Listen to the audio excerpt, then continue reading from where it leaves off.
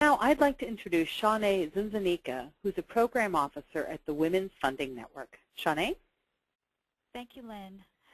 Before we move on to questions and answers, I want to take a few minutes just to say a few words on behalf of the Women's Funding Network, who's a partner and supporter of the Women's Economic Security Campaign, and share a little bit about what is next for this campaign. As Lynn mentioned earlier, since the kickoff of the Women's Economic Security Campaign in the fall of 2009, the campaign has grown to include more than 40 organizational members and more than 35 women's funds from across the country that have raised their hands to say, yes, I want to be a part of this campaign. And we are very excited about this participation and the momentum that's been building, and we don't plan to stop here. Part of the purpose of this campaign is to raise the prominence of women's funds as a partner in public education and public policy advocacy. And the women's funds and grantee partners that we've heard from today are an example of the innovative practices that are taking place on the ground. In the coming years, we do plan to continue lifting up this innovative work, and in the next few months, we will be outlining the next phase of this campaign and building on the 3 policy briefs and toolkits that have been released to date. And we encourage you to take a look and consider joining your local women's funds partner fund as a partner. And if you haven't already done so, consider joining us. At the end of this webinar, there'll be a slide with information on where you can learn more about the Women's Economic Security Campaign, the Women's Funding Network, and women's funds. And at this point, I would like to turn it back over to Amy Nagel, the West National Campaign Manager, for the question and answer portion of our program. And we are so pleased that you have been with us today for this really exceptional webinar. Our speakers were really tremendous in their sharing of resources and expertise. I would like to spend a few minutes on questions and answers. As you will recall, you can ask a question in the question box, and I know a number of you have already typed some over, and you can also raise your hand. Some of you had your hand raised earlier. If your question has already been answered, feel free to lower your hand, and I won't call on you. As Shannon is still with us, I think, for another minute or two, I'm going to put some questions directly to you as some folks had some additional questions. Shannon, are you there? Yes, I'm here. Great.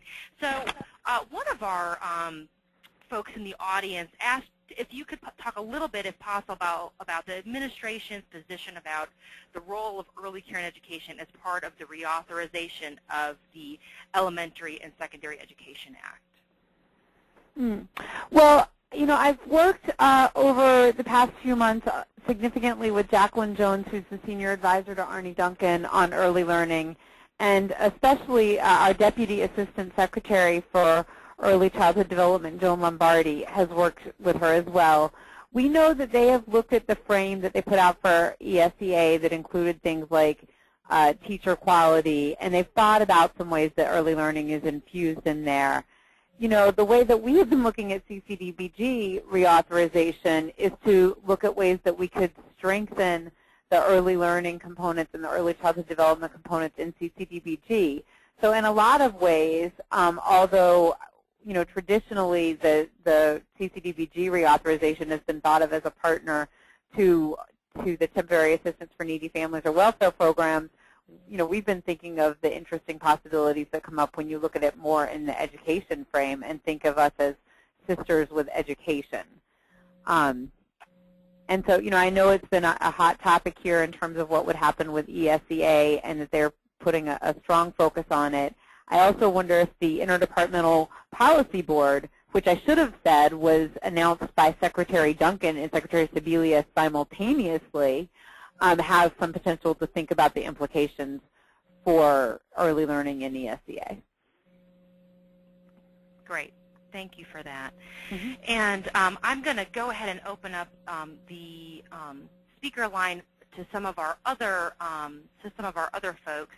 The next question has come in about QRIS and the degree to which businesses and private interests are engaged in QRIS, especially in terms of either the development of it or participating financially in QRIS. And I wondered whether Inger or Maria, Patty, Shannon, if any of you had any perspectives on that.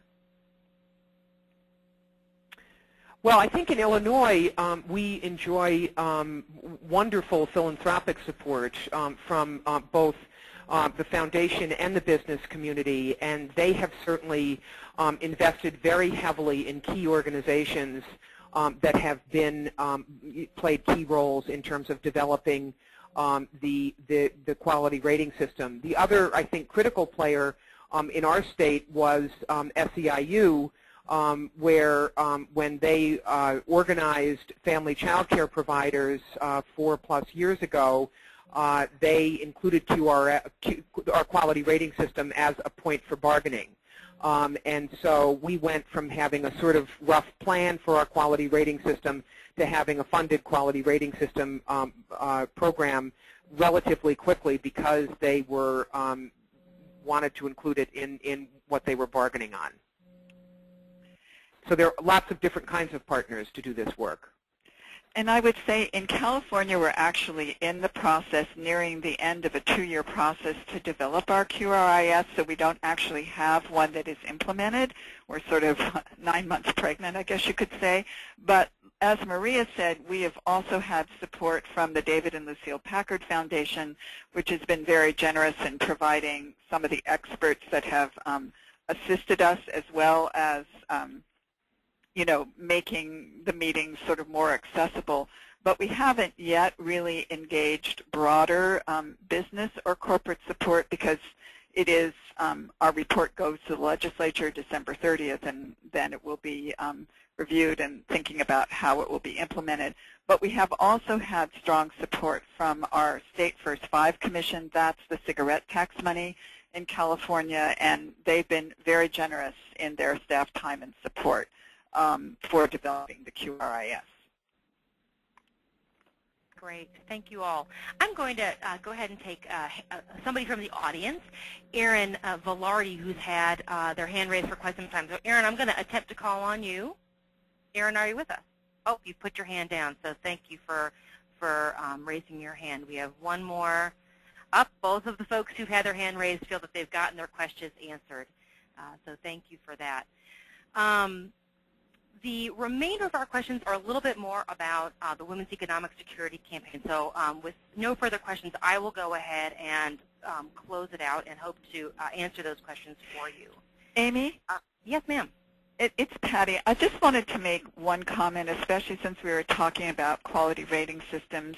And I think it's really important for everyone to understand that quality, affordability, and accessibility are sort of like a beanbag chair. I mean, you push one and the other might pop out. It doesn't always pop out. And I think one of the things that we all have to just be very conscious of is not letting it become an either-or agenda.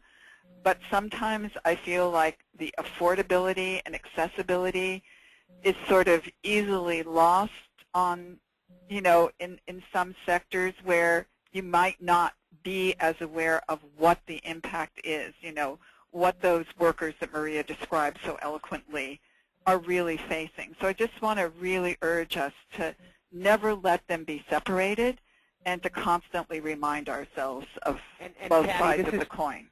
Patty, this is Maria, because we're from the Midwest, not California, so you guys go for beanbag chairs. We call it our three-legged stool, and you take one leg off that stool and it doesn't work anymore for families. It's a concept.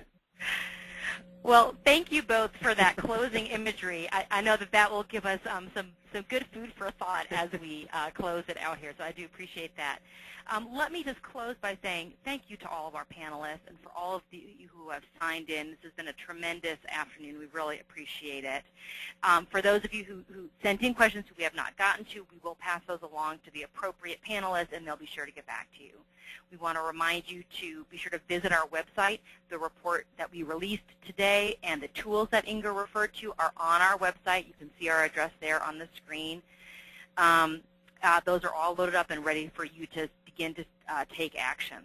Some of you asked if this webinar would be available after today, and rest assured, just as soon as we can, probably by the end of this week, that webinar will be loaded up to the womenseconomicsecurity.org website so that you can share that with your partners and with folks who are not able to make it.